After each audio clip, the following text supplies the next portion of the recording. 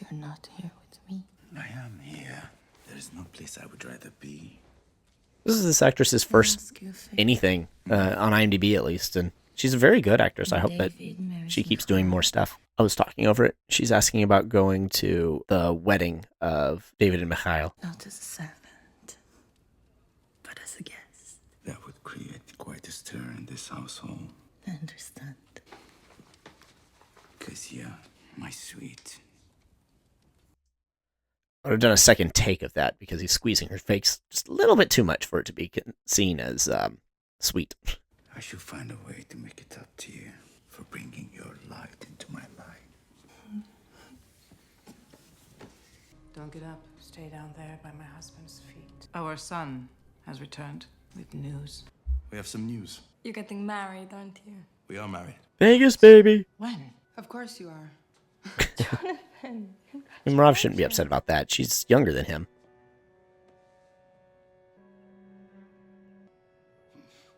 Our future king has found his beautiful queen. I like the hesitance there. This calls for a feast. I like how just in the background, Ishbal and his wife have just been becoming closer.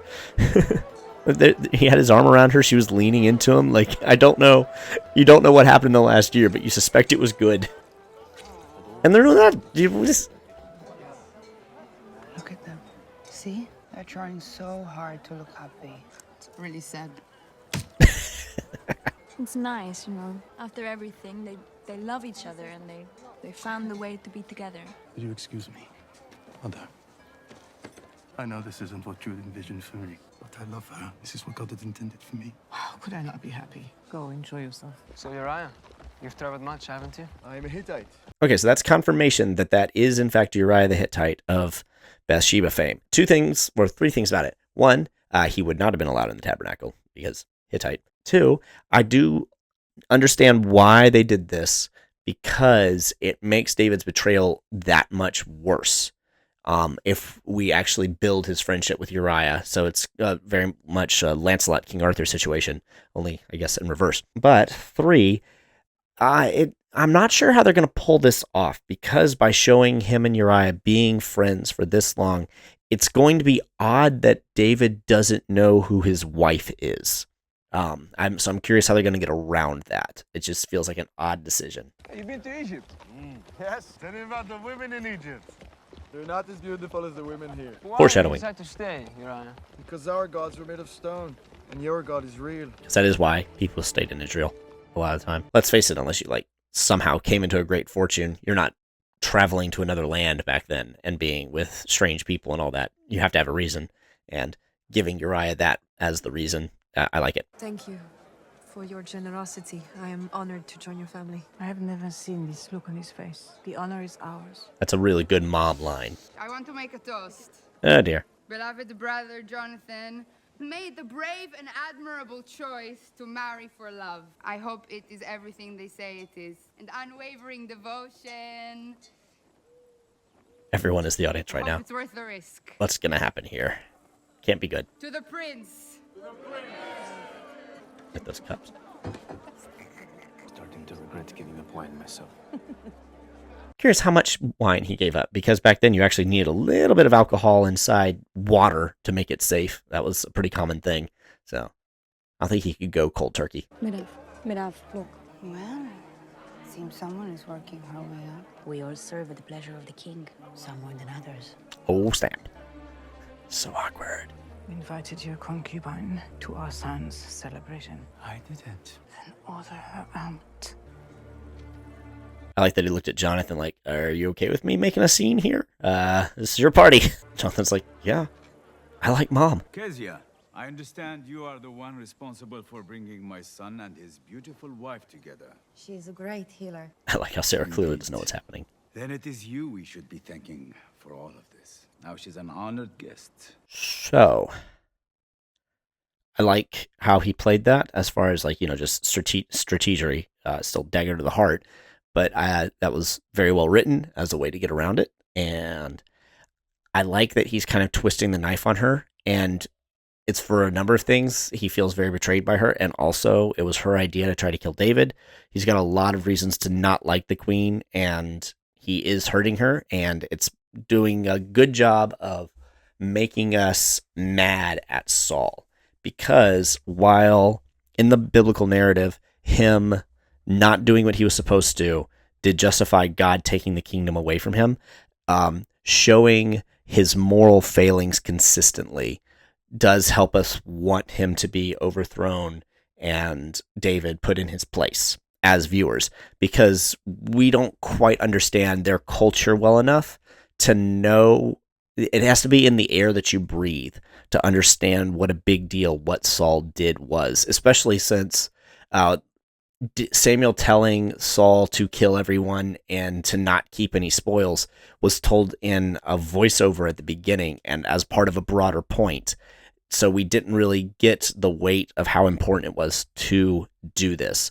I think that is one area that season 1 failed, that it should have started just a little bit, like one day earlier in the narrative. But I also have another slight issue with this that I will get into momentarily. A seat. I also like how happy she looks.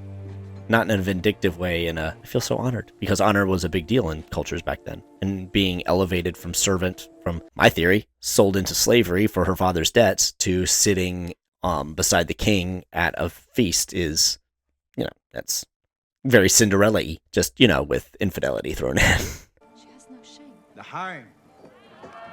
That's a Jewish phrase. She's wearing mother's necklace. Don't blame the servant. She's doing what she must. She's surviving. I'm impressed. No, she must be manipulating him somehow. Michal, stop. Stop defending him. You think we don't know what is happening? Why they called off my wedding? No, I had nothing to do with that. Stop it. Don't bother. I don't care. I really don't. And I don't know why I ever listened to you. Mirav, wait. Mirav. Okay, I'll go. See, they're a partnership now. It's great. I think Jonathan's the real loser in this situation, unfortunately. Writers love to make things go wrong in weddings, don't they? Half a dozen guards, likely more within. And yet far fewer than a target like this deserves. Wouldn't have used the word target there.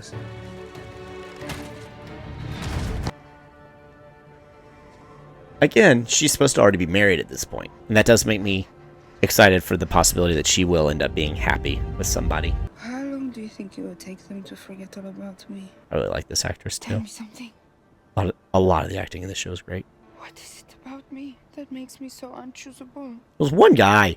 Why did I try? Again, I need to be clear why she wanted to marry David. Is she actually heartbroken about this? Or is it just the fact that it was the first time she actually tried to better herself and it didn't work out? With our knowledge of her situation at the moment, this feels like an overreaction. You didn't even want to get married? Come away from there. Seriously, I would watch an entire episode about the development of her and Heshbal's relationship, because it's gone so far and it's so fun and delightful. Come. Nice depth of field use there. I've already mourned my father. Please don't make me mourn you too. That was like a year ago. I like that what pulls her down is saying that she would mourn her. So tired. It really does remind me of Michelle Rodriguez. Anybody else? I need a drink. Eliav. Heshbal and Eliav are friends? What the heck? Something is wrong. Why are you not with David? Avner did not send me. You are? Leave it with me. Oh, Is this a bet? it was. It still And is. where do you keep your pigeons? Can you I train saw bats to you. do that? I was simply freeing one of my birds. Sometimes I spare one. It makes me feel less heathen. I liked how that had a legitimate possibility of being an actual excuse / reason for what he did, and he still made it kind of mocking. Let's not do something we will come to regret. You sent a note to who? And what about? Also love how BA they've made Yoav. I know you hold the candle for Princess Michal. Not sure how I feel about that line, because I don't know if candles have been invented yet. I'm not saying they haven't. I just honestly don't know. Like, it seems newer than 1200 BC. Allow events to unfold, and you will come to thank me in the end. Did you tell David he could marry me? Lower your voice, Michal. Did you? I did. He is first proving his worth. After everything he's done, why must you always hurt the ones most loyal to you? David loves me, but he also loves you. Father, where have you sent him? Pretty good tension build up. Yes. My prince, Apologies. It is about David. I believe he's in trouble. Again, Jonathan is the real loser of this situation. There's all this drama at his wedding, and now he's being robbed of his wedding night.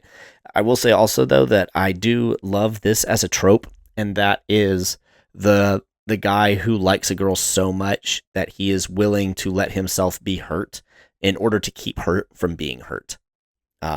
It makes you like Yoav a lot more. He did still slaughter an entire family, so that's bad, but we see that he does have a good heart in one respect. He's fiercely loyal, which is both a blessing and a curse. It's hard to breathe. Check the guards. The hard to breathe thing is not Only the explained. guards remain. Wait! It's a trap! Burn them alive. I like the calmness he says that with.